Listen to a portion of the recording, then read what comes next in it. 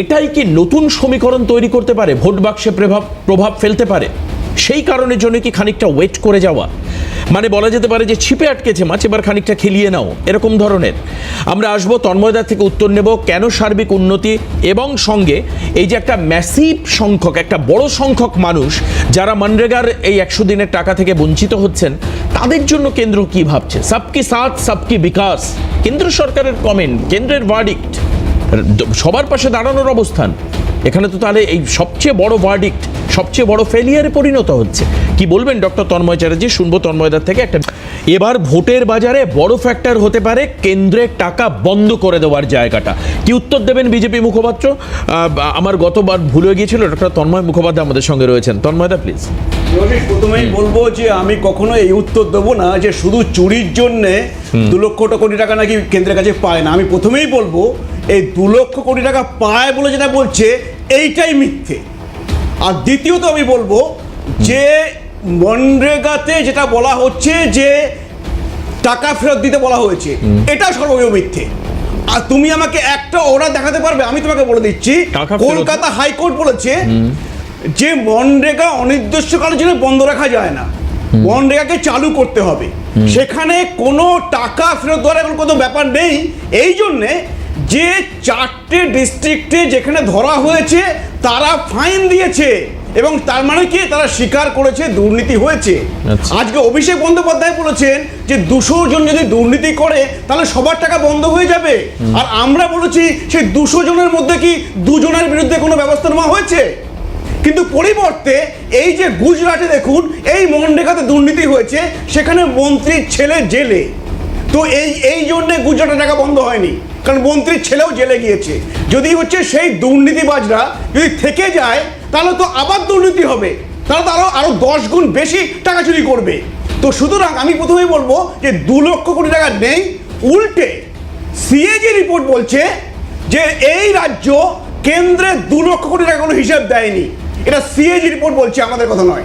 আর দ্বিতীয়ত বলি, যদি তুমি দেবাশিস বুঝতে পারছো, যদি এটা যদি কোর্ট বলে থাকতো মনরেগার টাকা ফেরত দিতে, তাহলে যদি না দেওয়া হতো তাহলে তো একটা আদালত অবমাননার কেস করতে পারতো।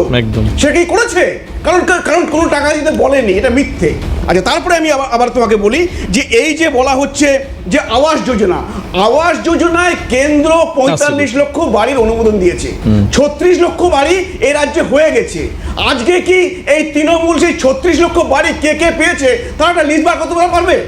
সেখানে দেখবে তৃণমূলের নেতা, তোমরাই অনেক সময় ক্যামেরা দেখিয়েছো, তৃণমূলের নেতা 3 তলা বাড়ি রয়েছে, আবাসের টাকা নিয়েছে, আবাসের টাকা নিয়ে বাড়িতে গ্যারাজ বানিয়েছে, আবাসের টাকা নিয়ে দোকান বানিয়েছে। তো এইভাবে দুর্নীতি হয়েছে, তবুও 36 লক্ষ বাড়ি কিন্তু কেন্দ্র দিয়ে দিয়েছে পুরো। তো এইটা হচ্ছে এই রাজ্যের অবস্থা। সেই দুর্নীতিটাকে ঢাকার জন্য আজকে এই সমস্ত ভোট এসছে বলে মানুষকে মিথ্যে কথা বলছে। এই 2 লক্ষ কোটি টাকা সিএজি বলেছে যে এরা হচ্ছে হিসেব দেয়নি। বেশ, আমি পয়েন্টটা বলি কৌশিকদার কাছে ডিরেক্ট আসবো না। আমার অনেকগুলো পয়েন্ট আছে, আমাকে তো অনেকগুলো বলেছেন। দেখো, এই লক্ষ্মীর ভান্ডার নিয়ে কথা হচ্ছে। লক্ষ্মীর ভান্ডারে আমাদের যিনি বলেছেন, নেতা একজন বলেছিলেন, সেটাকে আমরা বলেছি যে আমরা সেটা সমর্থন করি না। তিনি ক্ষমা চেয়েছেন, তিনি বলেছেন আমি ওইভাবে বলতে চাইনি। আর এই তৃণমূলের একজন নেতা মেদিনীপুরে বলেছিলেন যে মা বোনেরা যারা হচ্ছে মিছিলে আসেনি তাদের লক্ষ্মীর ভান্ডার বন্ধ করে দাও। তাদের এইটা হচ্ছে আজকে হচ্ছে, আপনি জানেন লোকসভা ইলেকশনের আগে এই কাকলি ঘোষ দস্তিদার তিনি বারাসাতে বলছেন লক্ষ্মীর ভান্ডার পাইবে না, রেশন পাইবে না, ভোট না দিলে কিচ্ছু পাইবে না। তো এইটা হচ্ছে এরা করে থাকে যে ভোট দিলে পাবে, না হলে পাবে না, যদিও সেটা আমাদের টাকা। অমর্ত্য সেনের কথা বলা হচ্ছে, অমর্ত্য সেনের SIR আমি তোমাকে নোটিশটা দেখাতে পারি, তার সাথে তার মায়ের বয়স 15 বছরের কম হয়ে গেছে, কোনোভাবে হয়তো মিস্টেক হয়েছে। সেখানে অমর্ত্য সেনকে আসতে বলা হয়নি, বলা হয়েছে তার রেসিডেন্সে গিয়ে তারা সেটা কারেক্ট করবে, সেটা হচ্ছে কারেক্ট করে নেবে রেসিডেন্সে গিয়ে। সুতরাং তাকে যেটা আমার সেই নোটিশটা সামনে রয়েছে, লেখা হয়েছে যে আপনার রেসিডেন্সে আপনার বাড়িতে এসে না কারেক্ট করবো। কারণ কি, একটা হচ্ছে ডিসক্রিপেন্সি এসছে 15 বছর এরকম মায়ের বয়স।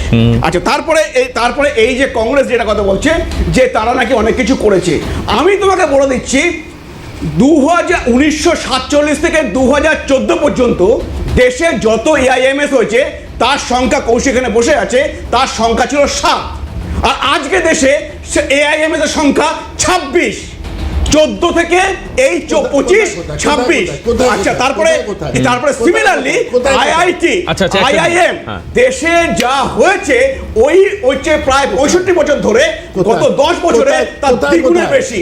আজকে তুমি দেখো শুনতে যায় কোথায় না, এই কোথায় 26টা, আচ্ছা, এটা কোনো এক্ষুনি আমি নির্বাচন হচ্ছে না, কাজেই এখন ওই কংগ্রেস আর বিজেপির উন্নয়নমূলক তারিখানি আলোচনা করতে গেলে তন্ময়দার সময়, তবে আপনি খুব ইম্পর্টেন্ট, আপনার আবার বক্তব্য সরাসরি কৌশলদার থেকে রিটার্ন নেব হচ্ছে মহানন্দাদির থেকে, এই কারণের জন্য, কারণ নাহলে মনে হবে যে বিজেপির পাল্টা তৃণমূল দিচ্ছে। মহানন্দাদি এখানে বলছে যে ক্যাগ রিপোর্টে দেখা গেছে 2 লক্ষ কোটি টাকার হিসাব রাজ্য কেন্দ্রকে দেয়নি, যেটা তন্ময়দা তুললেন। দ্বিতীয়ত উনি বললেন 36 লক্ষ বাড়ির টাকা, সেটা নিয়েও গন্ডগোল রয়েছে।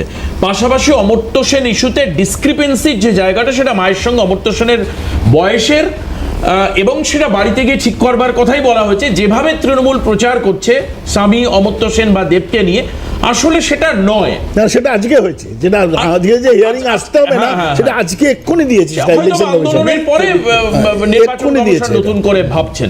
বেশ, মহানন্দাদি কি বলবেন? বলে দিয়েছে দেবাশিস, 85 বা তার বেশি এক মিনিট, বলুন দিদি, বলুন প্লিজ। দেখুন, পরিষ্কার কথা হচ্ছে যে ভারতবর্ষের বর্তমান অবস্থায় ভূ রাজনৈতিক পরিস্থিতিতে অনেক অনেক সমস্যা রয়েছে। অর্থনৈতিকভাবে, সামাজিকভাবে সমস্যার কোনো শেষ নেই। এবং বহির বিশ্বের সঙ্গে ভারতবর্ষের এখন যেভাবে বাণিজ্য চুক্তি, আমেরিকার প্রেসার, সব মিলিয়ে যেরকম পরিস্থিতি এখন, সেখানে বলছি তো সমস্যা শেষ নেই। কিন্তু দুর্ভাগ্যজনকভাবে ভোটের ময়দানে দাঁড়িয়ে রয়েছে দুটো ইস্যু, একটা হচ্ছে এসআইআর এবং আরেকটা হচ্ছে একে অপরকে দোষারোপ করা। তার ভিত্তিটা তন্ময়দা নিশ্চয়ই তন্ময়দার কথা বলতেন, কৌশিকবাবু আরেকটা কথা বলতেন, নিশ্চয়ই তারা তাদের রাজনৈতিক বক্তব্য রাখবেন। কিন্তু যেটা হচ্ছে যে আসল সমস্যাগুলো এই পার্টিকুলার ইস্যুগুলোর জন্য চাপা পড়ে যাচ্ছে।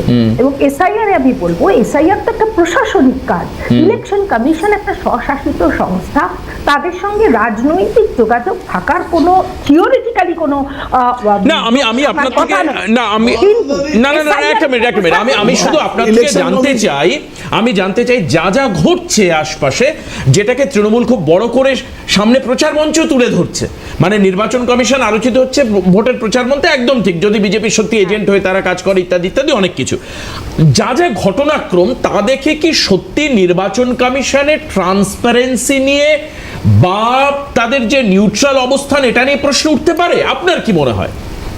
অবশ্যই প্রশ্ন উঠতে পারে। তার কারণ হচ্ছে অনেক ক্ষেত্রেই আমরা দেখছি, যেটা আমি বলছি থিওরিটিক্যালি নির্বাচন কমিশন তার কাজ করছে, এসআইআর প্রশাসনিক কাজ, এটা হওয়া উচিত।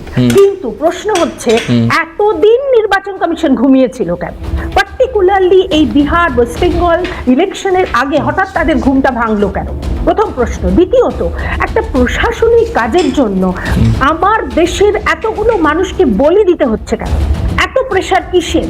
এত মানে যদি ঠিকমতো কাজগুলো ধীরে সুস্থে করা হতো, চাপ নেওয়ার তো কোনো জায়গা নেই, তাহলে কেন এই মানুষগুলোকে বলি দিতে হচ্ছে? তৃতীয়ত, অমর্ত্য সেনের ব্যাপারটা যেটা বলি, এটাকে নিশ্চয়ই রাজনৈতিকভাবে ব্যবহার করার কোনো যুক্তি নেই, কারণ সেখানে কিছু ডিসক্রিপেন্সি দেখা যেতেই পারে, আমার আপনার সবারই হতে পারে, সেখানে বাড়ি গিয়ে তারা সেটা ক্লিয়ার করে নেবে। এটা নিয়ে রাজনীতির ইস্যুই নয় এটা। কিন্তু মুশকিল সেটাই হচ্ছে তো, যে আসল ইস্যুগুলো সেগুলো দূরে চলে যাচ্ছে। একদম সুভাষ, এত মানুষের একদম মহানন্দাদি, আমি বলছি আপনার কাছে আসবো। খুব মেজর কোয়েশ্চেন, নির্বাচন কমিশনের কাজ নিয়ে অস্বচ্ছতা, অস্পষ্টতা কোন কোন জায়গায় সুভাষিস দা? নির্বাচন কমিশনকে যেদিন আমাদের রাহুল গান্ধী বললেন যে 5টার পর থেকে মহারাষ্ট্র যেতে ভোট হয়েছে, সেই 5টা থেকে 7টার মধ্যে যে ভোট হয়েছে লাইনে দাঁড়িয়ে, তার জন্য আমরা সিসিটিভিটা চাইছি। গণেশ কুমার বললেন ছি, আমরা কি সিসিটিভি দেখাতে পারি কত মহিলা ভোট দিয়েছে, তাদের কি আমরা সম্ভ্রম নষ্ট করতে পারি? আচ্ছা, এটা ইলেকশন কমিশন ইলেকশনের জন্য সিসিটিভি লাগিয়েছে, সেটা সেটা দিতে পারে না? সিসিটিভি কি কোনো ওয়াশরুমের সিসিটিভি লাগিয়েছে? ওখানে জেনুইন ভোটার ভোট দিতে আসছে কি না আসছে, বুথ লুট হচ্ছে কি না হচ্ছে, সেই কারণে সিসিটিভি লাগিয়েছে। সেখানে জ্ঞানেশ কুমার বলছেন যে ছি মহিলাদের সম্ভ্রম আমি নষ্ট করতে পারবো না, তাই সিসিটিভি দেওয়া যাবে না, ফুটেজ নষ্ট করে দিচ্ছে। এক, দ্বিতীয় কথা হলো 4 তারিখে নির্বাচন কমিশন বিহারের নির্বাচন ঘোষণা করলেন 4 এবং 11-র জন্য। 3 তারিখে টাকা ঢুকলো মহিলাদের খাতে 10,000 টাকা করে। আবার ঠিক 11 তারিখে সেকেন্ড ফেজ হওয়ার আগে 10 তারিখে ঢুকলো। নির্বাচন কমিশন MMC মডেল কোড অফ কন্ডাক্টকে ভায়োলেট করলো বিজেপি সরকার, বিজেপি, কিন্তু নির্বাচন কমিশন চুপ করে রইল। নির্বাচন কমিশন দিনের পর দিন আমরা দেখতে পাচ্ছি বিজেপির হয়ে কাজ করছে। আমরা দেখতে পাচ্ছি যে একটা ঘরের মধ্যে 70,000 মানুষ থাকে।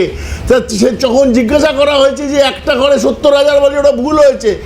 আচ্ছা, তারপরে বলছি যে ঠিকানা জিরো, গাছের তলায় যারা শোয়, গাছের তলায় যারা শোয় তারাও ভোটার। আচ্ছা, গাছ যদি কেটে ফেলে, গাছ যদি অন্য জায়গায় যায়, একটা বিরতি নেব, বিরতির পরে আমরা বলবো